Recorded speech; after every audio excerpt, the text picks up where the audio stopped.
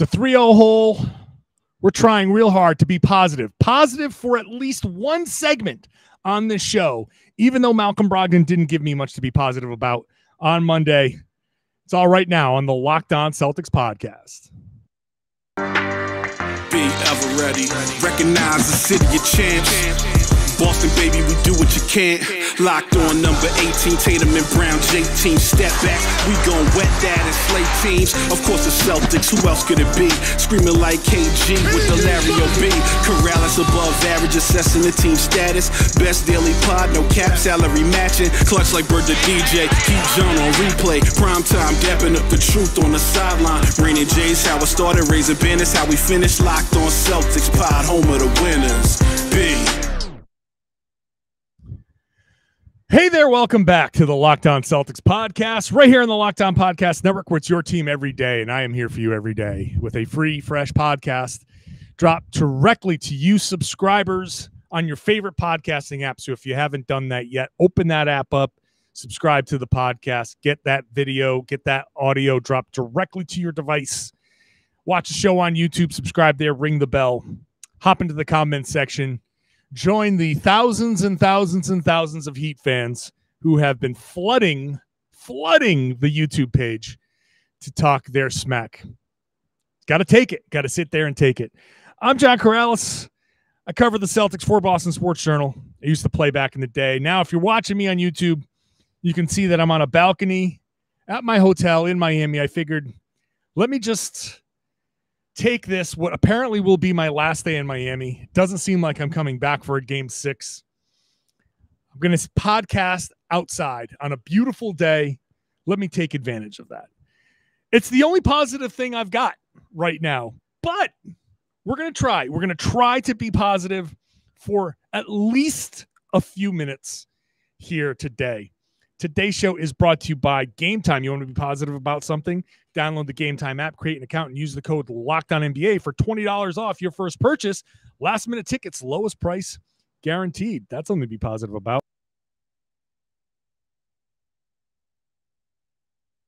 Positive guy.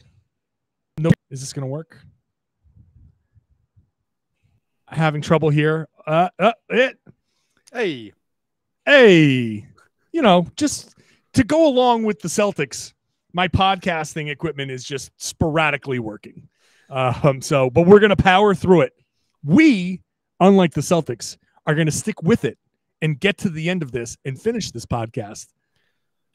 Yeah, we're going to finish the job. Before we get started, I have one thing to say. This is to all the Heat fans who are, I'm assuming, flooding this Heat culture. And this time, I don't mean it ironically. I retract. It wins. Heat culture is king. And I've been saying, man, people want to make fun of it. People use it as a pejorative. It's real, man. It's real. Heat culture. There's something to it, man. Heat culture. Like they are playing as a complete team. They come in. They play hard. They play together. They play with a singular focus, a singular purpose, and they execute. And like I said yesterday, Gabe Vincent dropped 29. He might not score 29 points the rest of the way, and it doesn't matter. He doesn't care. All that matters is this what's open today? Great, Gabe. We trust you. We have confidence in you. You go do it. And did Jimmy Butler take 25 shots? No. What did he take? 13? 13 shots. He didn't need to take over. He didn't need to do it. While the Celtics come down and say, okay, Derek White, you took 2 threes. You made those threes. Wow, we're hot as a team now. My turn to get hot as a team. You know, like that's Malcolm Brogdon at the Celtics media availability on Monday, which was held at the team hotel. Basically kind of confirmed everything that we've been saying all season long, everything that we've been thinking, where he said, look, I think defense should be the identity, but it's not, right? Yep. He said that they struggle against teams that what's the word that he used? we struggle against teams. We're playing a very disciplined, consistent, well-coached team, and that's basically the type of team that they've struggled with. Yeah, his quote was, "I think we've struggled with teams that are consistent on a possession by possession basis. So we struggle against the good team." Which isn't even true. That they played great against the good teams in the regular season. Like, it's just, yeah. Malcolm did not give me any confidence. Yeah. In this. He came out. He said, "I haven't talked to a lot of the guys," which I guess, at that point they maybe were just waking up. They haven't had their team meetings yet. And maybe they were just going into film. But he basically was like, "Yeah, we're shocked. We're stunned. Kind of can't believe this is happening. We struggle with these disciplined teams, and we don't have an identity." He said, "We don't have an identity. We've been searching for who we are, and we've been struggling all playoffs long." And it's like, how do you not have an identity yet? How does this team not know who they are yet?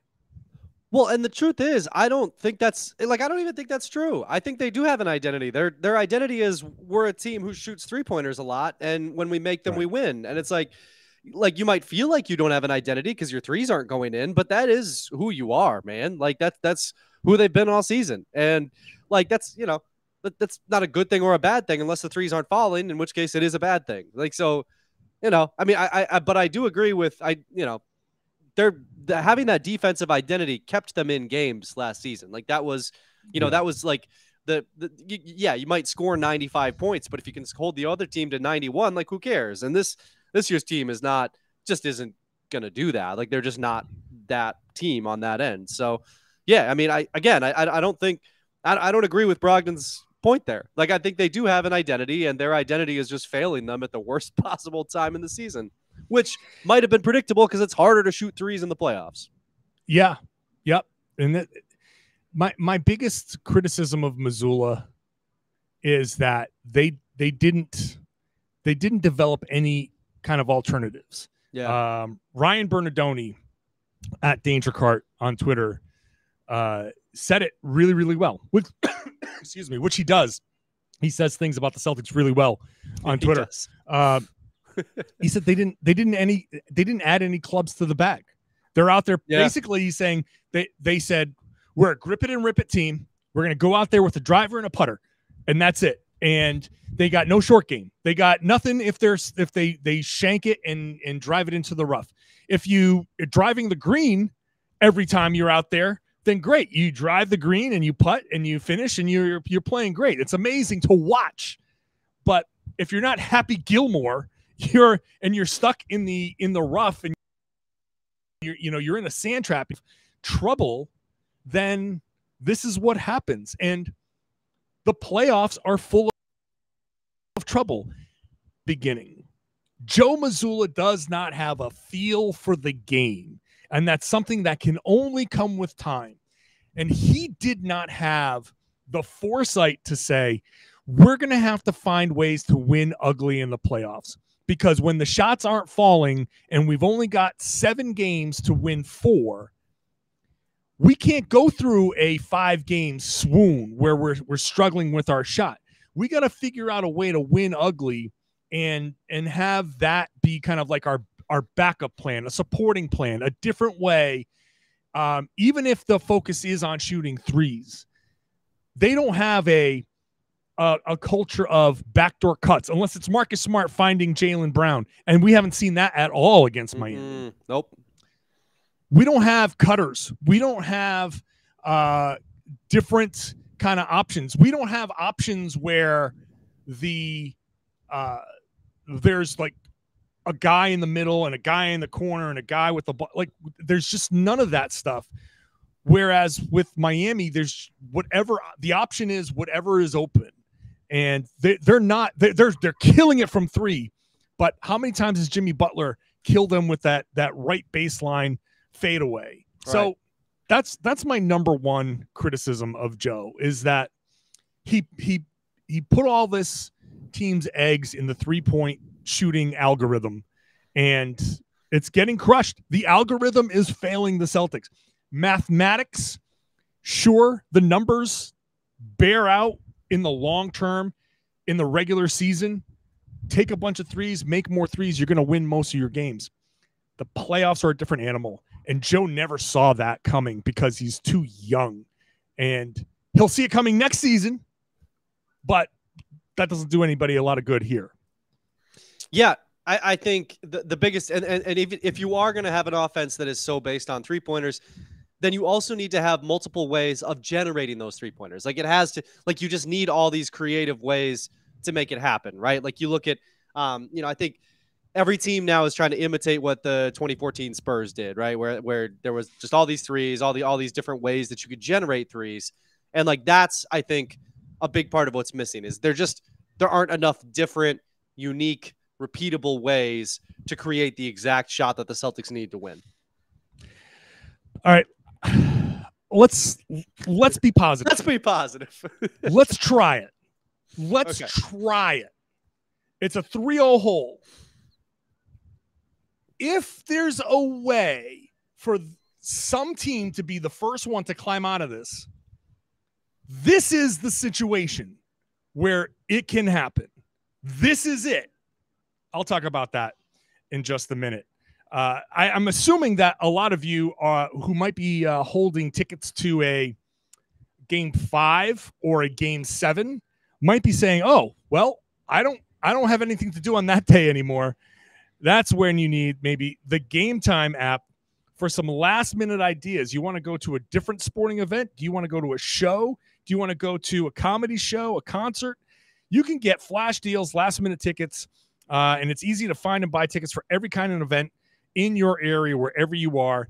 The best part about the Gametime app, I think, is that it gives you the seat views, and not only can you see what type of ticket you're getting, you get the Gametime guarantee, which means you always get the best price. If for some reason you find tickets in the same section in a row for less, Gametime will give you 110% of the difference. So you know that you're going to get that best price. You can buy tickets in a matter of seconds. 2 taps, they're sent directly to your phone. You don't have to dig through your emails. So if all of a sudden next weekend, if the Celtics can't pull this off, this miracle, and you're looking for something to do to kind of wash away the pain, open up that Gametime app, go do something fun. You know you can get the last minute tickets without the stress. Download the Gametime app, create an account, use the code LOCKEDONNBA for $20 off your first purchase. Terms apply. Again, create an account, redeem the code LOCKEDONNBA for $20 off.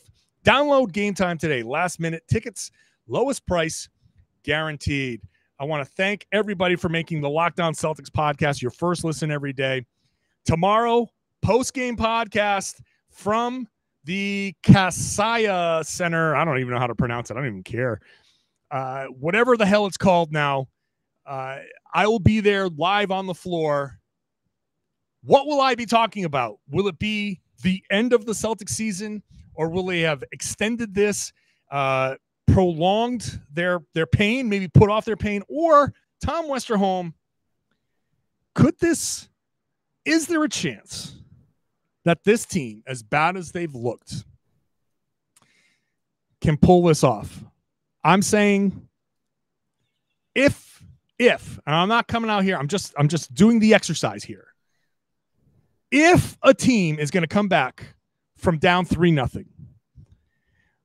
it would stand to reason that a 2 seed playing like absolute dog crap against an 8th seed playing unbelievable basketball and shooting the lights out, a team like the Celtics, especially if they can get hot again from 3, if there is a team that can do it, this would be the team.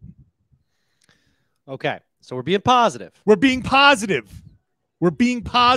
So there's no just for need, the exercise. definitely. Just for the exercise, and then we can go back to the realistic stuff in the next segment. So there's no need for the studio space. There's no need for my disclaimer that I'm going to give anyway, that this is not what I think is going to happen. But, correct. This is not what we think. Right. This is an exploration of the positive to see if we can find a kernel of truth in there. So there's a few things then, right? Like, the Celtics shot unbelievably poorly from 3-point range. Like, yes, to the point that their bench came in and didn't even shoot that well and improved their numbers significantly by the time the final box score was out. Yeah, because they were down to like 19% at one point. Just brutal. I had written in my notes like, this is wild, 5 for 23 or something like that. Like just brutal.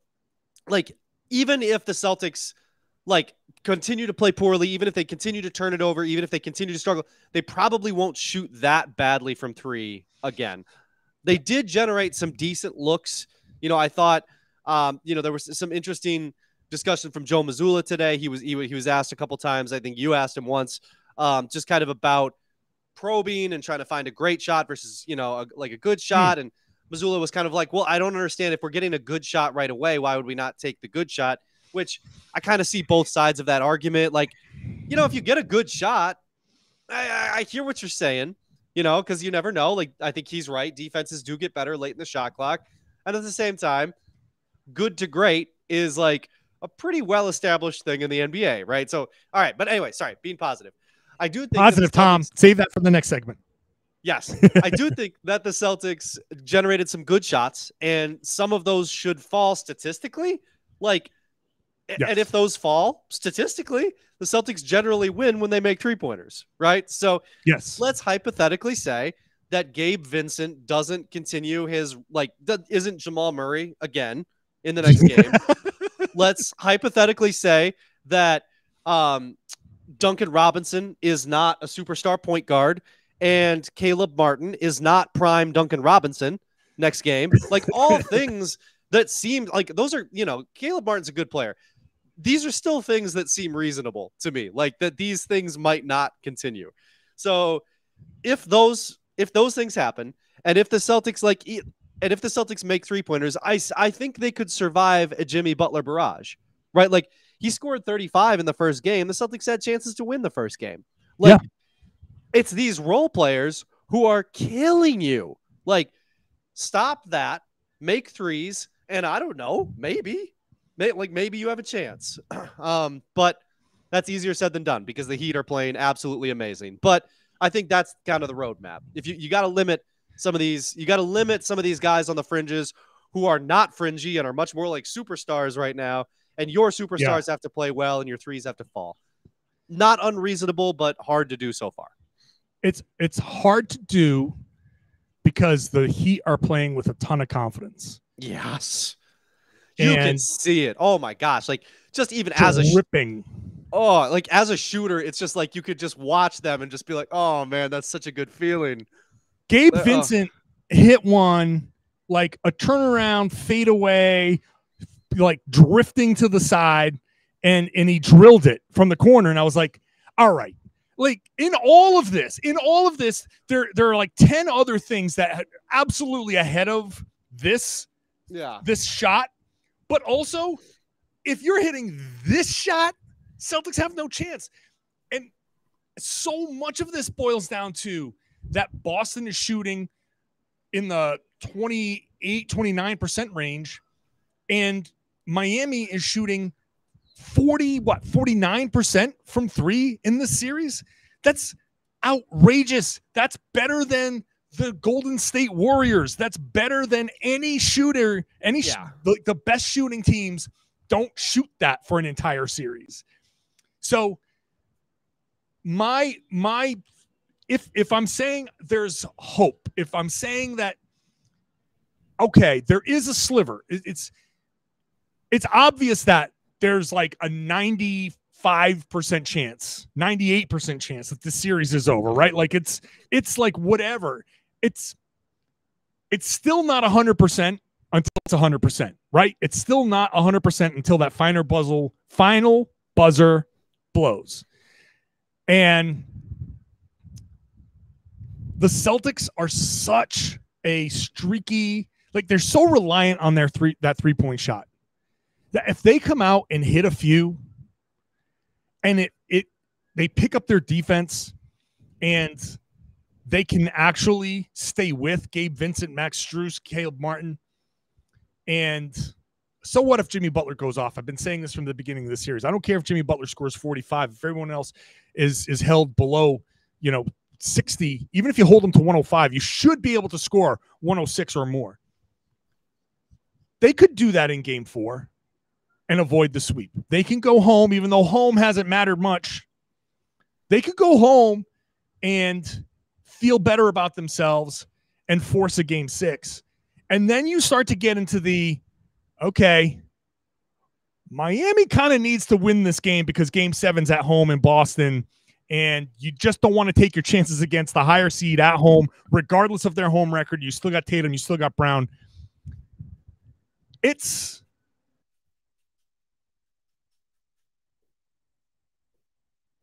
scenario, but they have to come out right away, first 5 minutes of game 4, and show it.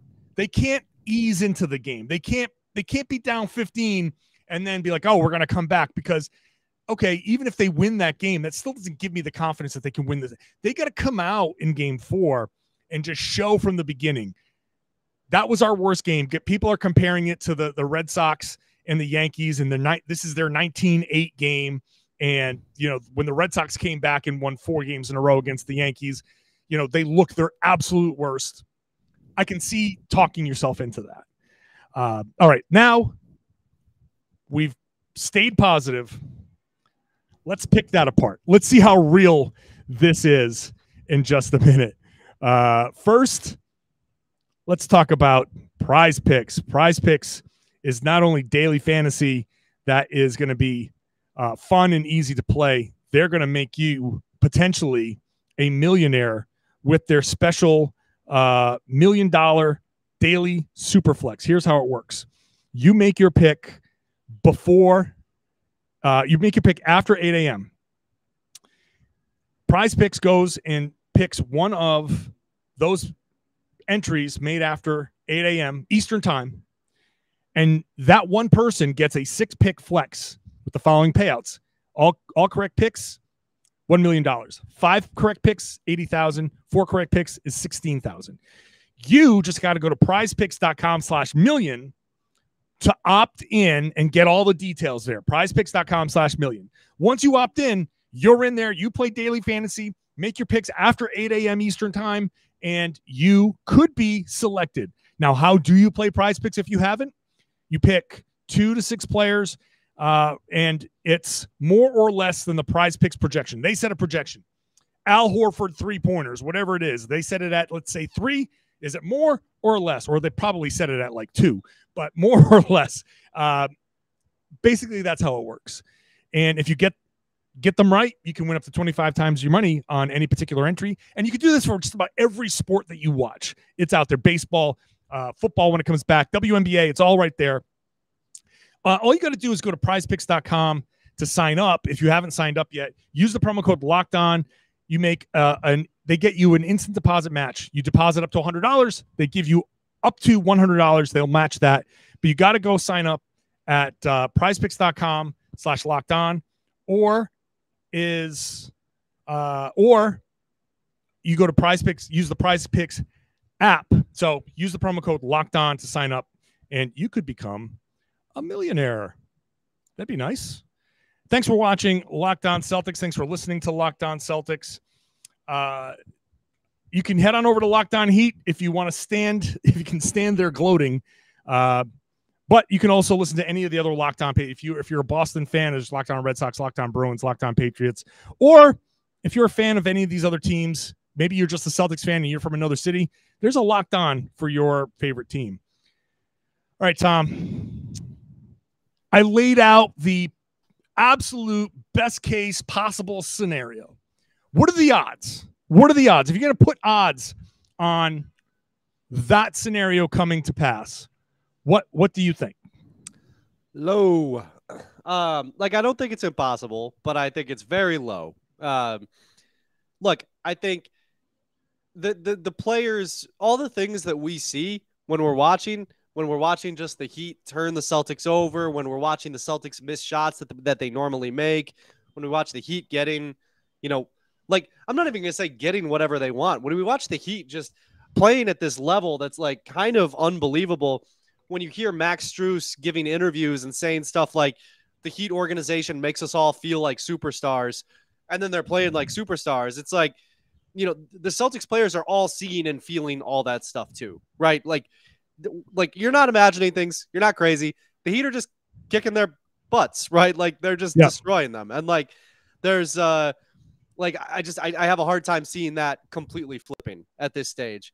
Like I do think that finishing the sweep is mildly important for the Heat, largely because of all the confidence that we've been talking about. Like it, like keeping confidence isn't always the easiest thing in basketball. And if the Celtics, win game 4 and, I do think that is, I think that the 0-4 Red Sox metaphor has been kind of tortured at this point. Like it's gone too far. It's like, okay, great. I'm glad that the Red Sox did that, but that was a very unique thing. If you want to use that, I think the way you look at it is kind of like, okay, like you were saying, if you can win game 5 at home and then you go back to game 6, then like you just start to apply a little bit more pressure and a little bit more pressure and a little bit more pressure to a team that is basically flying off pure vibes right now. If you can mess with those vibes a little bit, maybe you got a chance. But what do we know about the Heat? We know Heat culture. And those vibes might be kind of bulletproof at this point. So I think on the court stuff doesn't look great. Off the court stuff doesn't sound great from anything anybody is saying. This one feels like it's over to me. Yeah, look, if it was pick any other team in this scenario, I might be more into the possibility. I think Miami is unique in that they have Eric who can pick out who's lost their confidence and say, let's just say it's Caleb Martin and he's completely fallen apart. Well, Caleb Martin doesn't play. And that's it. It's as simple as, okay, you're out and you're hurting us. We'll do something else. Maybe we'll just bump up everybody else's minutes and deal with it that way. Maybe you find more of a role for Kyle Lowry. Maybe it's more of you say Kevin Love, whatever. The Heat do not care. There's no sitting there and saying, ooh, yeah, but Gabe Vincent just scored 29. Like we can't sit him. Like damn. If the Celtics come back and win game 4 and game 5 is Gabe Vincent just everything, Gabe Vincent sits and that's it. That's the end of the story. Unless the next option is worse and plays out that way, I can see it happening a game or two. To have it happen 4 games in a row at this point is very difficult to imagine.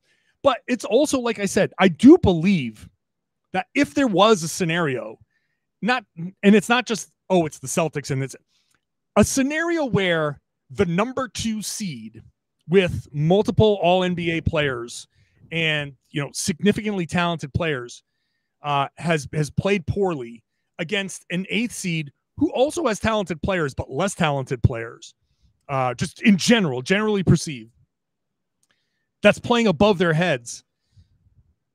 I can make the argument that, hey, it's possible that those 3 games are the best 3 games that Miami team's going to play. Things will level off, and Boston, by virtue of being a 2 seed and a really good team, can whip off 4 straight wins. We're really just asking a team to go on a 4-game winning streak, which the Celtics have done multiple times. It's just, can they do it? Do they have it in them to play the style that they need to play? And do they have it in them to throw Miami off to a point where they can't recover and they can't get these types of games from their role players? Because it is the role players that are fueling these wins for the most part. That's the key. That's the whole thing. And it starts, the Celtics, it can't start down, they can't be thinking big picture. And I'll go back to the Joe Mazzulla thing. And this is what really takes away your confidence in anything that I'm saying. Yeah. It's when I asked Joe Mazzulla, like I had to put it in terms of like studying martial arts. Like one of the key things in martial arts is you can use your opponent's momentum against your opponent.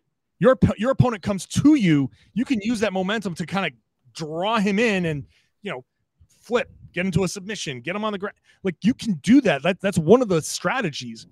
If the Celtics are playing against the Miami Heat defense, and I understand the concept of not passing up the first good shot or any good looks that you get, but also understand the scenario that you're in. If they're being ultra aggressive and Jayson Tatum gets the ball and Gabe Vincent flies past him and he sidesteps that, and now Caleb Martin is coming at him and he can up fake Martin, and now two guys have come out of the play, instead of taking the shot after you've cleared both of those guys, how about getting it into the middle? And if there's a guy in the middle there, getting it into the middle, having everybody overreact and having that guy kick it to the next guy who now has a wide open catch and shoot three versus a sidestep pull-up three. Those types of things. And it might only happen 5, 6, 7 times a game in a course of 90 plus possessions. But those 5 possessions where it happens, if you can get 3-pointers out of them at a higher 3-pointers, that's 9 points that you've scored and opportunities to go back and set your defense, and could possibly be 2, 4, 6 points that the other team doesn't score because you've set your defense and they're not rebounding long misses off of long threes and getting into transition and drawing fouls and getting to the free throw line. We're talking about a few possessions, but those possessions can be 10, 12, 15-point swings overall.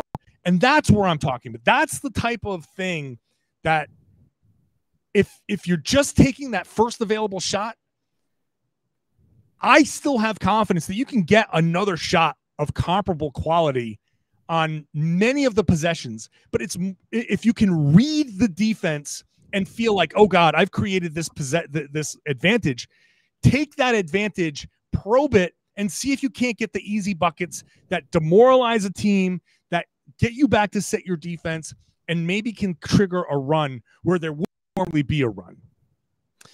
Yeah, I mean, I agree with that. I also think there's probably something to the idea that, like, I don't think Mazzulla is a big fan of the media right now. Like, and I don't think he probably wants to be particularly helpful when he's getting asked questions. Like I think, you know, he's probably heard everybody talking about, you know, like his job security and everything else. Like, you know, I wonder how intentionally obtuse he's been at times, and how much he's just kind of like, I don't need to answer your, like, I don't. Anyway, the other thing, okay, this is though is the number one thing that I think is the reason the Celtics are going to lose this series.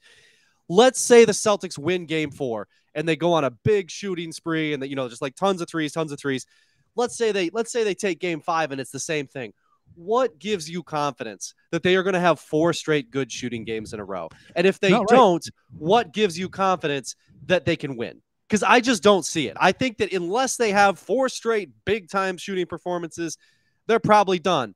That's what happens when you go down 3-0. Like, I mean, literally the margin for error is now 0. So like, these better be, you know, 4 straight 45+% 3-point nights, or else, you know, 1-2-3 Cancun. So I don't know. Yeah, like I said, I don't have confidence in the things I'm not sitting there saying like, oh, I still believe that the Celtics can do this. I'm just talking about this is what the Celtics need to do, because they're not dead until they're dead. And everybody listening and watching can be like, no, this series is over. And yeah, we can say that. Like, we can sit there and be like, it's 3-0. Series is over. But the series technically isn't over yet. Yeah. And so and maybe this is just the old basketball player in me. As long as there's still basketball to play, I can't reasonably just give up and be like, I'm not doing the obituary on this team just yet, because there is still a game to play. And yeah. And about that game, real quick, just to cut in, that it's going to be a weird game. Like, because like the Heat are going to have to try to keep themselves pumped up, right? Because they know they want to win this game. They want to move on and rest and get ready for Denver. Like, they want to win this game, but like, just by nature of like literal human nature. Like they aren't gonna like. It's hard to imagine them being that engaged. Like I think it's gonna be just an odd game. Like the Celtics are kind of like how broken are the Celtics mentally right now? Yeah. Like is it gonna just be like 48 minutes of them quitting? Because if so, that thing is gonna be an ugly, ugly basketball game. But if not, interesting. Like you know what I mean? Like it's gonna be a weird basketball game. Well, I tell you what, you bring up a great point, and you made me think of a question.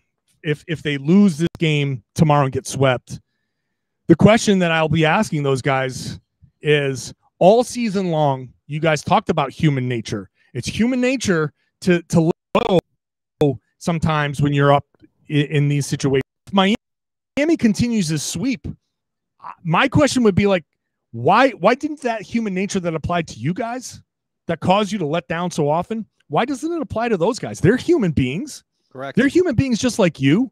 Why can they do it and why can't you? Because human nature is human nature. It doesn't matter. We're all human beings. So that would be my question. We'll see. I'll kind of keep that in my back pocket if they lose and get swept. But yeah, it's to me, it's just a matter of, I know the Celtics look like they quit in game 3 and maybe they did. But as long as there's a game to be played, I'm approaching it as, what can they do to win that game? And when the series is over, there'll be plenty of time to do the obituary. And there's been a lot of that sprinkled in anyway, because talking about the stuff that I didn't like about Joe Mazzulla's approach this season. I mean, I called the team pandas yesterday in reference to they only eat bamboo, and if you don't get the bamboo, they die because threes are their bamboo. I don't think calling a team a panda, a big fluffy panda that dies when it doesn't get that one thing that it eats, is a very flattering thing. Along the way, but still, there's still a game for, and my approach was always until it's over.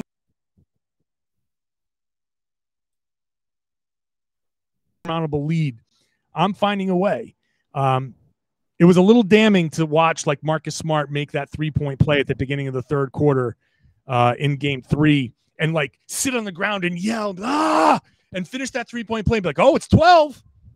It's 12-point game. And like, the TNT reporters just came out and said they looked really positive coming out of halftime. What are we getting here? Yep. Here we go. Yep. Like, this is the play. And to have none of the Celtics respond to that. Just brutal. That was the worst stretch of the game. That was brutal. Marcus came out, ripped the ball out of Bam Adebayo's hand, put the ball back up, hit the ground, yelling. And then everybody was like, oh, that's nice. That's nice. I don't know why you're working so hard, Marcus. There's no bamboo, Marcus. Why are you working here? So hard? Jesus, like somebody go out there and fight. We'll see. Well, and then they put Grant in, and then everybody yelled at Grant for fighting in game 2. So, yeah. All right. Well, we'll see. We'll see how it goes. It's like I'm not stupid. Like I know the odds are like next to 0 that these guys are going to come back and win this thing, but I also think that there's, it's a unique situation, and I've said what I've got to say. As long as there's basketball to analyze and to kind of look into and say, this is how they can win, that's what we're going to do until that basketball goes away. And then once that basketball goes away, we'll talk about why there's no more basketball left. And that's how it's going to go. I personally am going to be adding heat culture to my daily mantras. And I will be much more successful for the rest of my life. So, okay. You do that, Tom. Appreciate you as always. Appreciate you, man. Thanks for listening. Appreciate you for listening. If you're watching, hope you've enjoyed the view over my shoulder of I think it's the Biscayne Bay. I am going to go write my story for today. I'm going to edit this podcast, and then I'm just going to kick back and enjoy what little of Miami I have left. Who knows? Maybe I'll be back for game 6. I'm not too confident in that, but if there is a game 6, I'll be here. I'll be here for whatever games are left, and I'll be here for whatever Postseason, definitely breaking down a ton in the postseason. There's going to be a lot to talk about. So make sure you're subscribed wherever you get your podcast. Watch the show on YouTube. Hop into that comment section. Be part of the conversation. Yell at the Miami Heat fans who are really, really feeling themselves now for good reason. Just got to sit back and take it. That's it. And I would love it if you shared the podcast. Tell your friends. Tell everybody that they should be listening to and watching the Locked On Celtics podcast right here on the Locked On Podcast Network, your team every day.